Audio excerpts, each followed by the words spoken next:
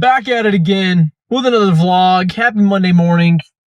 Man, what a great time to be alive. Weekend was awesome, but I'm ready to get back to the grind. I'm ready to get back to work. I feel rejuvenated. Off to a really good start this week. Looked at myself naked in the mirror about a week ago, and I decided I officially hit rock bottom physically. You know, it happens slowly. It's like this thing where it just kind of sets in and little by little it creeps up on you. And before you know it, you're like, how did I get here? It's like that Talking Heads song, you know? It's like, anyways, you may find yourself excited about this week. Got a lot of things ahead of us. Big tasks, big to-dos. We've revamped our e-commerce site. We got some changes and some tweaks that we want to make there. Regarding websites, let's talk about this for a second. Websites are not a set it and forget it thing. A lot of businesses feel like, hey, I'm going to build a website and boom, they don't make tweaks or changes to it for years. And then before you know it, it becomes this thing where it's like, oh, every decade, every 7 years, I need a new website, make it more modern. If you're doing that, you're missing the mark big time, especially if you have an e-commerce site where you're sending traffic to. You're spending a lot of dollars to drive traffic and revenue to your site. So this is one of the things that we've been trying to do a lot recently is kind of tweak very consistently to make our website a living, breathing, evolving, iterative process of getting better over time. And you know what? It's been working pretty well. So about 3 months ago, our store conversion rate was just plummeting. It was tanking. I mean, we would have days in the 1%, which is well below industry average or industry standards. And so we've kind of revamped the site, figured out some different placements. Surprisingly enough, the way that we had our products separated out on the site was contributing in a major way to our conversion rate, kind of confusing for the buyer. And so we kind of separated those things out. And now we're seeing a major jump and major shift. Like over the weekend, we saw like 3%, 4% days, which is great. I mean, we haven't been there for a long, long time, especially just in the middle of a random month with no real sales, no real promotion, no real reason to, buy on the site. No incentive. It's not like it's Black Friday here. So anyways, we're going to continue to make some tweaks and changes to our site this week. We've got a major overhaul there.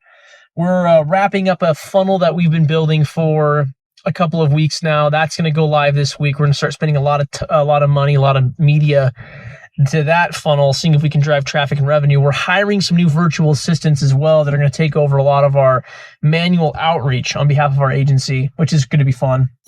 And then, we've got some potential, prospects I'm going to be communicating with, hopefully landing some more big deals. So it's a really exciting week. In the world of AI, there's been some interesting news as well over the weekend, starting with Apple coming in hot with some interesting news there. When I get to the office, I need to read up on it a little bit more, but I've got a bunch of thoughts around some AI stuff I've been doing research on, so maybe I'll give you guys kind of a little bit of a rundown when we get into the office there. But, man, this world is moving so fast. It's really exciting time to be alive.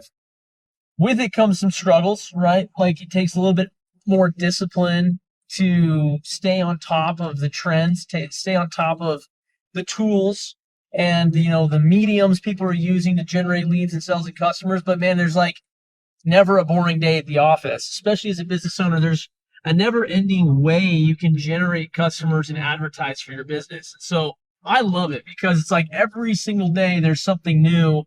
There's something changing. There's a new algorithm update. There's something that's making it interesting.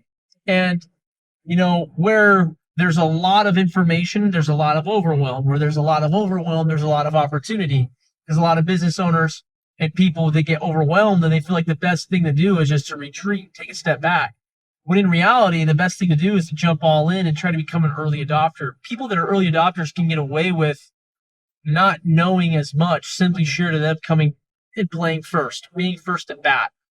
So there's a lot of these cool AI tools that, I think are going to completely transform the way that we operate, the way that we think, the way that we go about generating customers. So I'm going to be diving into some of those tools this week as well. and probably doing some AI walkthroughs there. So anyways, lots of good stuff today. Hopefully I'm also recommit myself to filming a little bit more throughout the day, giving you guys a little bit more behind the scenes and thoughts as I'm going about my day to day and all the tasks I'm doing. So hopefully there's a lot on this week that's valuable. Hopefully there's a lot today that's valuable. Let's get it. All right, on the way back home, some good thoughts today. It was a really productive day. Really liked kind of how things went. Made a lot of progress. A lot of, kind of tweaking behind the scenes on different campaigns. Had a couple of really interesting conversations today with prospects as well as with some clients that I think is valuable to cover.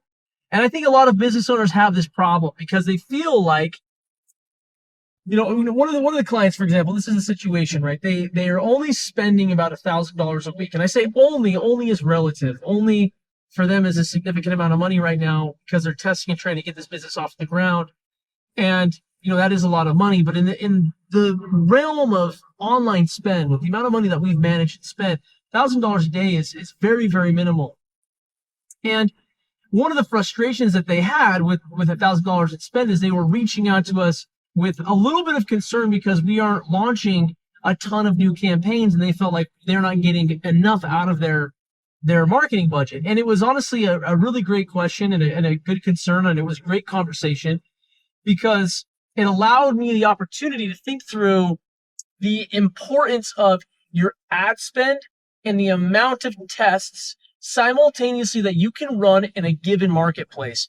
And ultimately, it depends on the nature of the product, how expensive the product is that you're selling, relative to what your customer acquisition cost needs to be, your goal customer acquisition cost, and how much money you're spending. So, for example, if you're selling a $1,000 product and you're generating, calls for, on a book call funnel, for example, I mean, realistically, if you're spending $1,000 a week, that's $4,000 a month.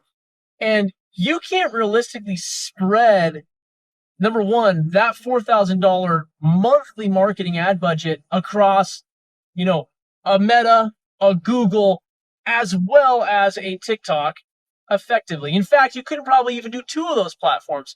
I would recommend that you would pick one of those platforms, wherever you think is the lowest hanging fruit with the greatest opportunity to acquire leads. And I would recommend that you allocate all of the spend to the one platform.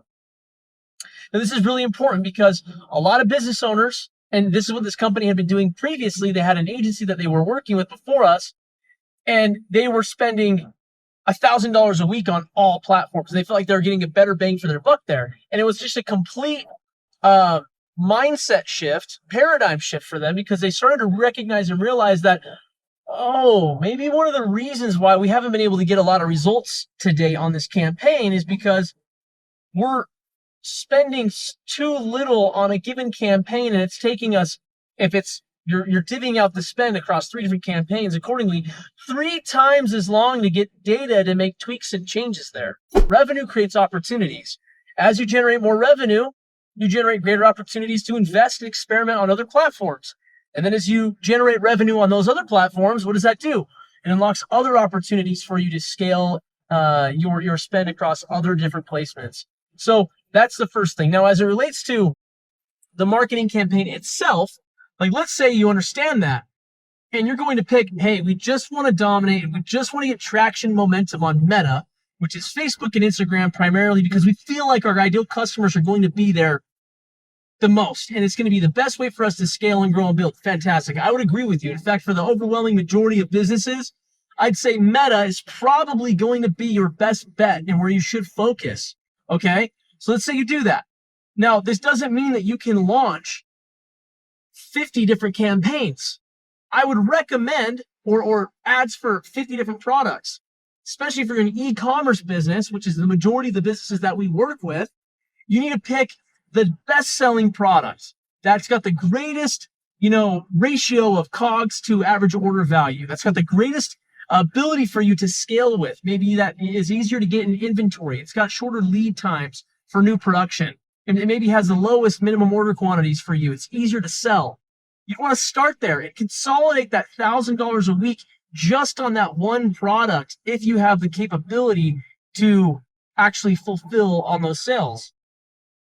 And once you get traction and momentum there, then you can start to, once again, revenue creates opportunities, expand into other product lines and expand into advertising other products. So one of the other issues I see is businesses will have maybe call it 20 different products on their store.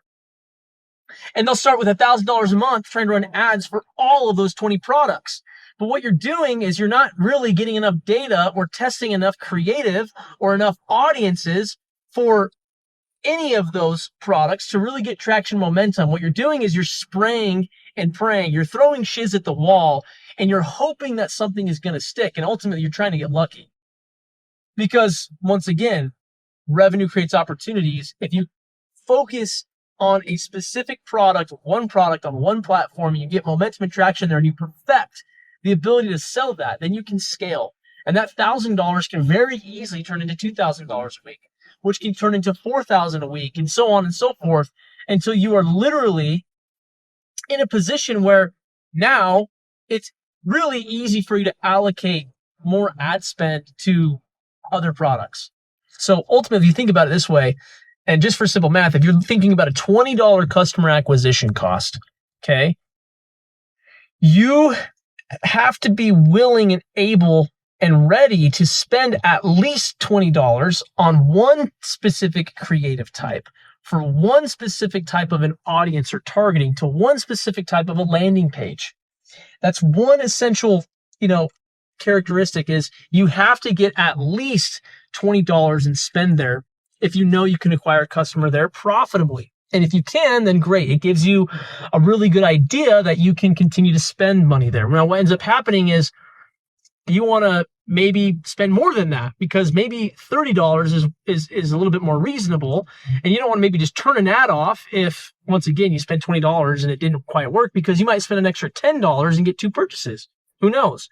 So you got to be willing to go a little bit over when you're testing your initial creative and your audiences, your placements, and your landing pages. You've got to be a little bit more willing to put your ad spend out there. And in this situation, if your goal customer acquisition cost is 20 and you're like, we've got to be at 20, I would recommend that you're willing to spend 40 just to test and see before you turn it off. And if it is, once again, if it's double or higher than double what you're willing to spend on a customer acquisition cost, then turn it off. So this is once again why it's so important that you consolidate your ad spend to one product on one specific type of platform, because reasonably you're going to be able to get a lot more reps and touch points. Now we're talking about an e-commerce product here. But what about if you're selling $1,000 high ticket coaching program or $1,000 offer, and you're spending $1,000 a week? You've got to be willing to spend that whole $1,000 on one type of ad to realistically know if it's going to break even or not, assuming that your customer acquisition cost is $1,000 to break even. Is probably going to be closer to maybe $500. So you're going to be willing to spend, at a minimum $500. So 2 different ad creative tests in 1 week. And that's the type of discipline and the type of ad spend it takes to know if what you're going to do works. This is why it's really hard to sell high ticket packages and high ticket programs without a lot of ad spend, without a lot of data, and without a lot of historical evidence, KPIs on what works well for your audience, because you've got to be willing to put so much more out there to test with. So anyways, some interesting thoughts here on my way home. I hope that's helpful as it relates to scaling and spending money online and hoping to get your product out there for creative testing, because a lot of business owners, I don't think, understand that. They don't understand the importance of how much you actually have to spend to test and how much you got to be willing to test to create something that works. And that it's always an ongoing process. It's never just a one-time set it and forget it deal. You have to constantly be trying and iterating and improving on this over time. So with that being said, see you guys tomorrow. Hopefully that's valuable. If you found this useful, you want to learn how to sell more stuff online, like, subscribe, hit the bell notification. I'm going to be dropping new videos every single day, not just vlogs, me kind of talking, ranting here about marketing stuff, but actual insights, trainings, tactical tools, and takeaways for you to grow and sell more stuff online. So anyways, take care.